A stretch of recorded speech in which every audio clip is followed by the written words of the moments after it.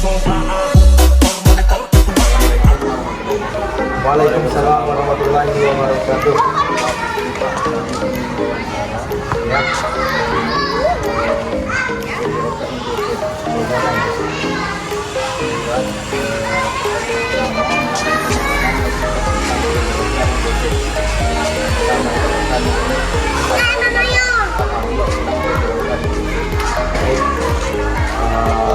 Assalamualaikum warahmatullahi wabarakatuh. Waalaikumsalam warahmatullahi wabarakatuh. Selamat pagi rekan-rekan semuanya. Datang untuk tugas kali ini kita membacakan masalah tentang pemahaman saya selaku guru olahraga, yaitu tentang pemahaman PJOK inklusif. PJOK inklusif adalah salah satu pembelajaran yang mendalam tentang inklusif, yaitu anak-anak yang berkebutuhan, anak-anak yang memiliki kebutuhan tentang pembelajaran materi, atau anak-anak yang pembelajarannya dikhususkan dari khusus guru yang memahami materi tersebut, seperti anak-anak yang memahami memiliki karakter Down syndrome, ataupun anak-anak yang khusus seperti anak-anak yang di sekolah luar biasa, anak-anak SMP. Memang benar, anak-anak yang inklusif, anak-anak berkebutuhan khusus itu tidak semua ada di SMP, ada merata di sekolah negeri ataupun swasta salah satunya. Seperti anak-anak yang Down syndrome ataupun mendekati Down syndrome, takut akan keramaian, takut juga akan baju sendiri, takut juga akan ditunjuk. Jadi pemahaman saya tentang PJOK inklusif ini adalah PJOK inklusif adalah anak-anak pembelajaran olahraga yang memiliki kebutuhan khusus di dalam salah satu sarana prasarana olahraga yang bagaimana gurunya harus memiliki karakteristik untuk memiliki ilmu kebutuhan khusus seperti anak-anak yang sudah saya jelaskan tadi, yaitu anak-anak yang memiliki kebutuhan. Baik, dengan pemula. Apa tujuan paling penting dari PJOK inklusif? Ya, tujuan paling penting dari PJOK inklusif adanya PJOK, pendidikan jasmani olahraga dan kesehatan. Tentunya berkaitan pendidikan jasmani kesehatan olahraga. Karena kita di sini anak olahraga, tentunya kita anak sehat. Dalam tujuan sehat terdapat jiwa yang kuat. Jadi anak-anak inklusif ini anak yang berkebutuhan khusus. Mereka berkaitan dengan kita karena mengapa? Kita di sini olahraga memiliki gerak, memiliki gerak, pemikiran, serta pemahaman. Sesudah kita memberikan pemahaman untuk mereka, sekarang kita memberikan mereka bergerak. Anak-anak yang berkebutuhan khusus itu biasanya kita memiliki metode tersendiri dalam olahraga. Seperti kita memberikan pemahaman dulu, lalu memberikan tentang cara bergerak. Bagaimana sikap Bapak terhadap keberadaan guru berkebutuhan khusus di kelas PJOK? Baik, seperti yang saya bilang tadi, yang pertanyaan pertama, anak-anak yang berkebutuhan khusus ini terkadang bukan hanya di SLB, ada juga yang orang tuanya menyekolahkan mereka di sekolah negeri ataupun sekolah swasta. Karena mengapa? Anak yang berkebutuhan khusus ini terkadang kalau di sekolah dasar orang tuanya berkata, mau nggak teman-temannya ada yang di sekolah negeri, jadi mereka juga ingin, karena tidak ikut dari teman, jadi mereka juga ingin mengikuti temannya. Dan menurut saya, keberadaan anak yang berkebutuhan khusus di sekolah ini boleh dikatakan beruntung bagi guru olahraga yang mengajarnya. Karena mengapa? Selaku guru olahraga itu kita bisa memahami bagaimana karakteristik apabila ada anak yang memiliki kebutuhan khusus. Jadi kita bisa memecahkan masalah bagaimana anak tersebut tidak bisa melompat, tidak bisa berlari, tidak bisa berbicara, bahkan mereka tidak bisa menulis. Jadi disitulah karakteristik kita sebagai guru olahraga adalah orang yang sangat-sangat sabar, membina mereka dari nol hingga menjadi orang yang bisa akan sesuatu, mengerjakan sesuatu, bisa menjadi orang yang bisa. Ya. Yang keempat, jenis kebutuhan khusus apa saja yang ada di kelas Bapak selama ini? Ya, di sini tadi saya memang belum pernah mengikuti pelatihan kebutuhan khusus, tapi jenis kebutuhan khusus ada. Ada dua anak yang pernah sekolah di sini, Ananda Alfati dan Ananda Naira. Mereka hampir mendekati Down syndrome, tapi mendekati, bukan terlalu dekat. Mereka akan takut satu keramaian, mereka takut apabila ditunjuk maju ke depan, dan mereka itu biasanya menyendiri. Apabila mereka melihat garis di lapangan, mereka akan berjalan menuju garis. Nah, jenis kebutuhan khusus apa yang ada di kelas itu saya bilang tadi, boleh dikatakan hampir mendekati Down syndrome. Lanjut ke pertanyaan kedua. Bagaimana Bapak mengintegrasi kemampuan, batasan, dan kebutuhan setiap siswa dan Ya, saya mengidentifikasi dulu anak-anak yang berkebutuhan khusus. Mereka ini memiliki bakat atau tidak. Itu tergantung kita sebagai guru. Kita membibit anak itu bukan hanya dari bakat mereka lahir, tapi kita yang membuat bakat. Jadi saya di sini mengidentifikasi kemampuan mereka. Saya berikan dulu pembelajaran metode penggerakan tubuh, lokomotor atau non lokomotor. Nanti saya akan melihat apakah mereka bisa memindahkan alat olahraga menggunakan metode pelatihan manipulatif, menggunakan lokomotor manipulatif. Jadi mereka nanti akan timbul apakah mereka bisa main voli atau bisa main futsal atau mereka bisa main pentakyu. Jadi mereka ini kita bisa melihat dari perkembangan mereka ke titik mana. Jadi disitulah kita bisa melihat kemampuan mereka, apakah bisa angkat besi atau bisa menghitung dengan luar nalar. Terkadang kita menyepelekan anak khusus, tapi mereka ini ada loh yang memiliki kebutuhannya yang luar biasa daripada anak yang normal. Lanjut ke pertanyaan selanjutnya. Ya, Pertama, bagaimana Bapak menyesuaikan RPP atau perencanaan pembelajaran agar sesuai untuk semua siswa? ya di sini rencana pembelajaran yang saya rancang itu emang seluruhnya untuk siswa. Walaupun di situ ada anak yang berkebutuhan khusus, anak yang normal, ataupun anak yang memang benar-benar aktif, rencana pembelajaran yang saya susun sesuai dengan RAP yang ada di Juknis, sesuai yang ada yang dibuat dari kementerian, dan saya memanipulasi bagaimana waktu dan tempat dan orangnya itu bagaimanapun harus bisa terbagi pembelajaran dengan saya, dan saya harus menyusun minimal 3 kali 35 menit 3 pembelajaran, karena mengapa ada anak-anak yang berkebutuhan khusus ini harus saya tambah pembelajaran mereka. Jadi apa yang saya buat ini itu saya tambahkan pembelajaran mengenai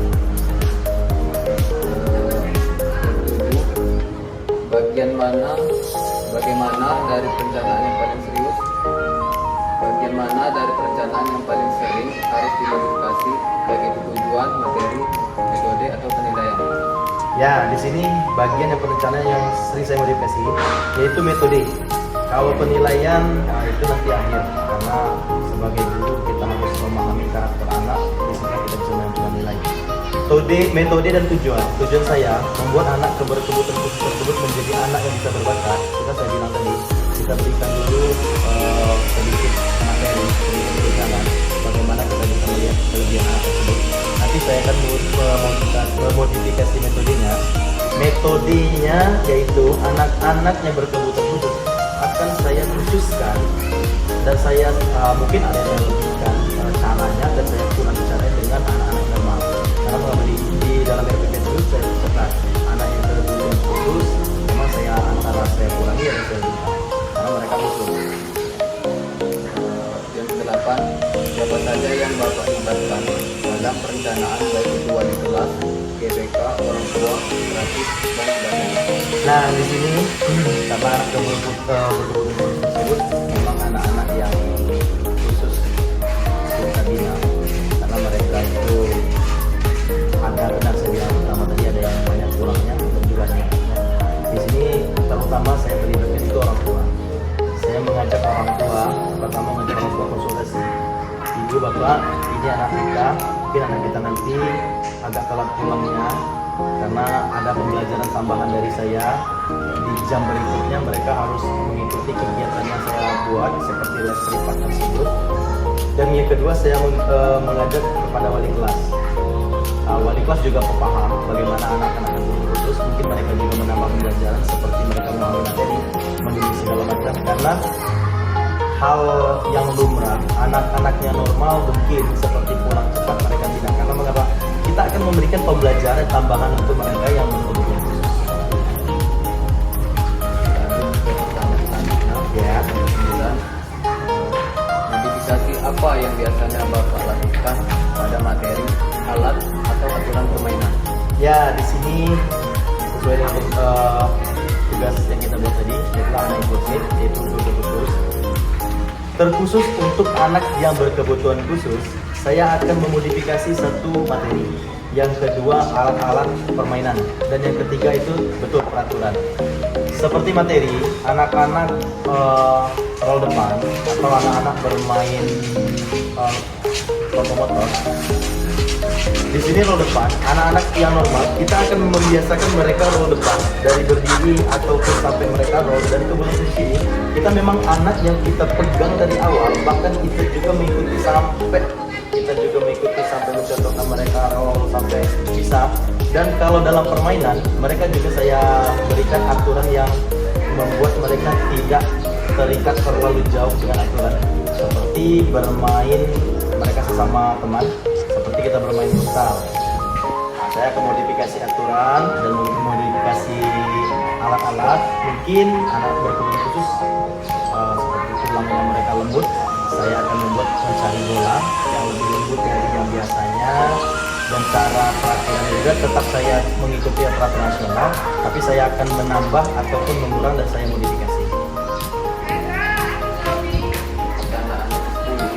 Bisakah Bapak memberikan contoh situasi nyata ketika Bapak menghadapi permainan atau kegiatan agar siswa berkebutuhan khusus tetap terlibat? Ya, di sini contoh anak yang memiliki kebutuhan khusus itu dalam permainan itu supaya mereka terlibat. Saya pernah membuat permainan itu, nama permainan saya membuat contoh permainannya itu kupu-kupu hinggap. Nama permainannya kupu-kupu hinggap. Mereka nanti seperti kita sekarang, contohnya ada di sana, berdiri di sini geser sedikit, tetap berduduk. Jadi nanti kita akan membuka sebentuk seperti ini, berdiri. Nanti barisan kita ada 5 orang, di sana ada 5 orang. Nanti anak-anak akan mengambil berlari memutari kita bersama, akan mengambil pun ke depan. Mereka akan memasuki dari dalam sini, masuk ke dalam kolom kita mengambil. Terus yang kedua akan berlari lagi, yang ini ke depan. Jadi anak-anak yang kebutuhan khusus, mereka pun akan bisa dibantu dengan teman-temannya, entah itu dipegang ataupun itu dipeluk, ataupun mereka akan saya bantu. Saya akan bermain bersama mereka untuk membantu mereka berdiri tegak, seperti anak-anak yang memiliki kekuatan otot kaki, tungkai maupun tangan. Pertanyaan yang selanjutnya, strategi apa yang menurut Bapak paling efektif dalam mengelola kelas inklusif? Paling efektif dalam mengelola kelas inklusif. Ya, di kelas inklusif anak-anak yang berkebutuhan, saya akan membuat strategi seperti PTK, pendidikan tingkat kelas. Jadi di sini saya akan membuat strategi yaitu tentang anak gerak berpindah tempat, dan gerak tidak berpindah tempat itu ditanamkan seperti gerak lokomotor dan lokomotor. Strategi yang paling baik menurut saya adalah strategi yang ada di pendidikan tingkat kelas.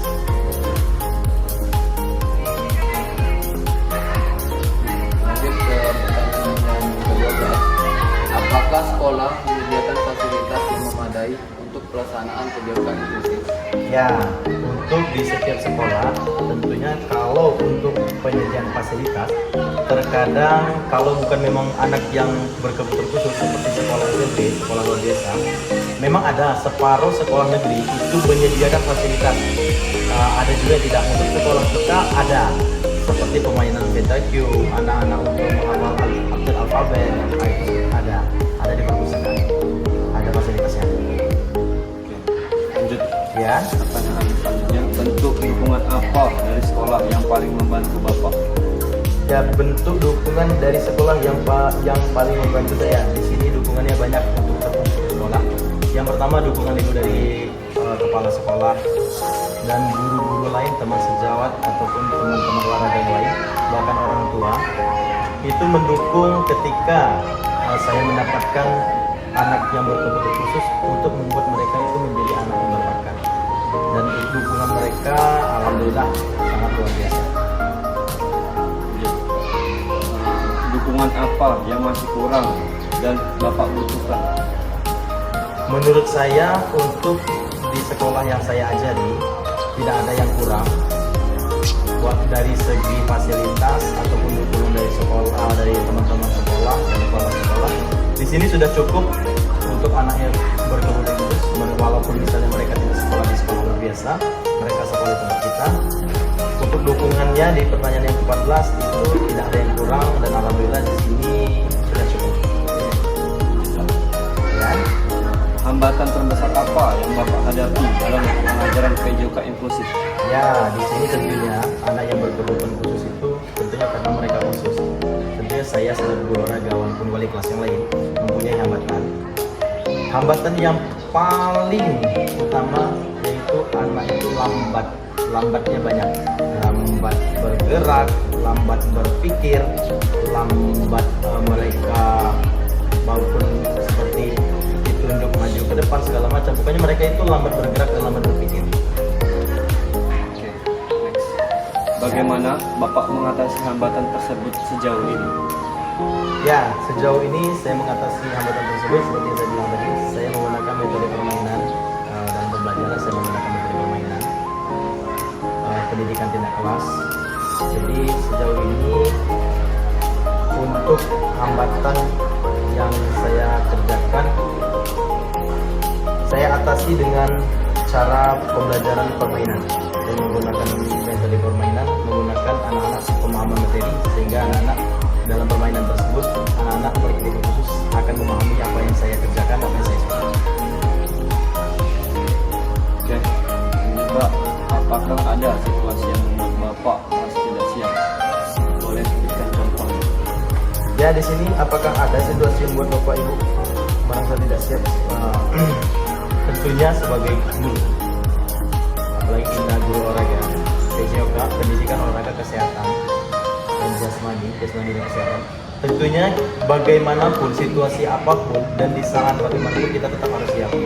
Dan untuk pertanyaan yang ke-17 itu siap tidak siap pun kita sebagai guru, sebagai pendidik, kita harus selalu siap untuk mendidik, untuk mengajarkan, memberikan ilmu dan memberikan apa masukan dari segala arah kepada anak.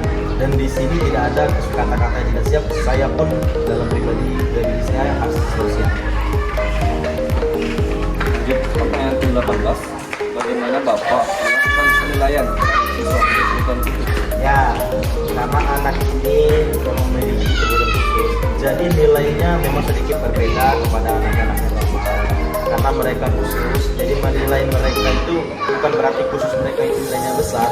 Nilainya tetap sama seperti nilai rata-ratanya, tapi mereka ada nilai capaian. Karena kalau anak-anak yang normal, seperti kita pembelajaran servis, pembelajaran badminton kan ada servis, walaupun kan ada servis. Terkadang anak-anak khusus ini kan terkadang ada yang sampai 8 kali itu baru bisa. Kalau anak normal kan 1-2 kali bisa. Jadi mereka itu mempunyai nilai standar minimum dari saya.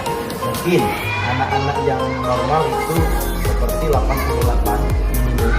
Kalau anak khusus minimumnya seperti 60. Next, pertanyaan 19. Apakah Bapak menggunakan kriteria khusus atau adaptasi? Boleh dijelaskan? Ya, di sini Bapak Ibu menggunakan kriteria khusus atau adaptasi. Tentunya sebagai guru, sebagai tenaga pendidik, kita harus memiliki adaptasi dulu kepada anak yang khusus. Apalagi anak-anak yang baru mendaftar sekolah, kita tidak tahu kan, anak-anak tersebut ada 33 orang jumlahnya. Bagaimana kita sudah mengetahui tentunya kita harus memahami dulu karakter mereka, kita dulu memberikan pembelajaran dulu. Seperti saya bilang tadi, saya akan memberikan pembelajaran praktek, jadi kita akan tahu anak tersebut ada kebutuhan khusus. Jadi di sini kriteria yang saya atau saya adaptasi kepada anak, yaitu saya akan mengajak mereka belajar sambil bermain. Lanjut Pak, Ya, sejauh mana Bapak berkolaborasi dengan GPK, guru kelas atau tenaga profesional lain? ya di sini saya berkolaborasi dengan GPK, guru kelas atau tenaga yang profesional lainnya. Alhamdulillah selama saya mengajar dari tahun 2019, saya selalu berkomitmen kepada teman-teman yang ada di sekolah, kepada teman-teman GPK, guru kelas dan tenaga profesional. Dari tahun 2019 sampai hingga tahun 2025 ini kami selalu bersama-sama menghadapi dan menyesuaikan tempat dan memberikan pembelajaran kepada anak-anak. atau kolaborasi apa yang menurut Bapak paling berdampak? Nah, di sini saya berkolaborasi karena saya guru olahraga. Jadi saya ini boleh dibilang karena kita olahraga itu kebanyakan dengan gerak. Nah, dan wali kelas itu mereka itu kebanyakan dengan berpikir. Jadi saya berkolaborasi dengan wali kelas dengan teman-teman yang lain. Saya berkolaborasi anak yang berkebutuhan khusus tersebut mereka bisa berpikir serta bergerak. Jadi saya akan bersama guru tersebut akan membuat permainan yang membuat mereka berpikir, seperti pemecahan penyesuaian warna. Mereka akan berpindah tempat di sini warnanya ini, atau pemecahan angka 12 tambah 12 akan jadi berapa. Jadi mereka nanti akan bermain serta berpikir. Pengalaman paling berhasil yang pernah Bapak alami dalam mengajar PJJ? Ya, pengalaman yang sangat berkesan kepada saya, ada anak sekarang dia sudah meninggal, almarhum Dafa. Itu saya ingat waktu kelas 3 dia tidak mau belajar. Saya sedang mengajar kelas 6, sedang mengajarkan senam kebugaran jasmani. Saya mengajarkan senam aerobik dan beliau melihat saya sedang senam. Beliau mengikuti gerakan tersebut sehingga guru lain juga melihat. Ternyata dengan metode cara olahraga yang saya buat tadi, saya suruh mengikuti saya selama 2 bulan. Saya mengikuti dalam belajar olahraga. Jadi di sini pengalaman yang sangat berharga dan sangat saya anggap berhasil di 2 pembelajaran, yaitu pada saat saya menerapkan pembelajaran senam dan berenang. Di situ anak-anak yang berkebutuhan khusus dan alhamdulillah banyak perubahan yang terjadi. Pengalaman paling menantang yang pernah Bapak hadapi? Pengalaman yang paling menantang saya hadapi, khususnya anak yang berkebutuhan khusus. Anak-anak yang berkebutuhan khusus ini tentunya tantangannya banyak. Seperti yang saya bilang tadi, mereka ini lambat berpikir dan lambat bergerak. Tantangan pertama adalah tantangan kesabaran. Karena mengapa? Anak-anak tersebut, kalau gurunya atau tenaga pendidiknya tidak memiliki kesabaran yang sangat besar, maka boleh dibilang kesuksesan mereka dalam mendidik anak tersebut mungkin boleh dibilang tidak ada. Jadi untuk yang paling menantang menurut saya di sini adalah uji nyali atau uji coba kesabaran seorang guru tenaga pendidik yang paling sabar. Ya. Apa yang Bapak pelajari dan perbaiki dari pengalaman tersebut? Ya, saya bilang tadi adalah tentang kesabaran. Tentunya seorang guru atau tenaga pendidik adalah pengalaman yang besar. Saya memperbaiki diri saya dulu. Saya akan melihat pelatihan apa yang sudah saya ikuti, pembelajaran apa yang sudah saya pernah ikuti, dan apa saja yang saya miliki kemampuan saya. Jadi disitulah saya bisa memperbaiki diri saya. Oh, saya kurang ini. Misalnya saya tidak anak berkebutuhan tidak bisa melihat. Bagaimana kita akan mengajari anak tentang melihat warna atau membaca, sedangkan mereka tidak bisa melihat? Tentunya saya akan mengikuti pelatihan seperti mereka menghafal alfabet yang ada hurufnya yang bergenggi ataupun segala macam. Jadi nanti saya akan pelajari tersebut, saya akan ungkapkan kepada anak apabila ada anak yang mengikuti sekolah. Ini lanjut. Menurut Bapak, apa yang diperlukan untuk membuat PJJ inklusif berjalan lebih baik di sekolah? Ya, menurut Bapak Ibu yang diperlukan untuk membuat PJJ inklusif, menurut saya di dalam belajar olahraga, walaupun pendidikan jasmani olahraga kesehatan ini tentunya tidak luput dari sarana dan prasarana. Tentunya kita harus meminta kepada pemerintah tingkatkan lagi sarana prasarananya apabila sekolah kita seperti atau swasta ini mendapatkan anak yang khusus. Supaya mengapa? Supaya anak-anak tersebut tidak lepas dari pembelajaran yang kita berikan. Dan satu lagi yang saya perlukan yaitu dari segi pemerintah atau kementerian, seperti pelatihan anak yang berkebutuhan khusus, khususnya untuk guru yang lain atau guru yang lain. Oke, lanjut ke pertanyaan terakhir. Apakah ada hal yang ingin Bapak tambahkan terkait pengalaman mengajar siswa berkebutuhan khusus? Baik, Ini adalah pertanyaan terakhir. Apakah ada hal yang ingin Bapak Ibu tambahkan terkait pengalaman guru khusus? Tentunya sudah saya bilang tadi, anak yang berkebutuhan khusus adalah anak yang khusus. Tentunya mereka ini adalah anak-anak yang dianugerahkan Allah Subhanahu wa Ta'ala itu yang mempunyai sifat, karakteristik dan kepribadian yang khusus. Tentunya kita selaku orang tua atau bersama saudara atau guru harus selalu dan selalu ikhlas dalam memberikan pembelajarannya. Dan di sini ada tambahan terkait pengalaman mengajar, tentunya seperti saya bilang tadi, saya ingin tambahkannya yaitu seperti pengalaman inklusi pelatihan anak yang mengikuti kebutuhan khusus. Jadi semakin saya memahami apa itu pelatihan yang lain, anak kebutuhan khusus ini ada banyak macam. Ada yang cacatnya kaki, cacatnya tangan, yang Down syndrome, tunanetra, tunarungu, banyak. Jadi yang ingin saya tambahkan adalah menguasai semua metode pembelajaran itu, supaya apapun yang terjadi dalam sekolah saya akan menjadi bintang ataupun menjadi monitoring atau menjadi guru yang bisa memberikan pelajaran kepada mereka. Baiklah Bapak, ya. Terima kasih pada Bapak Wahyu Saputra SPD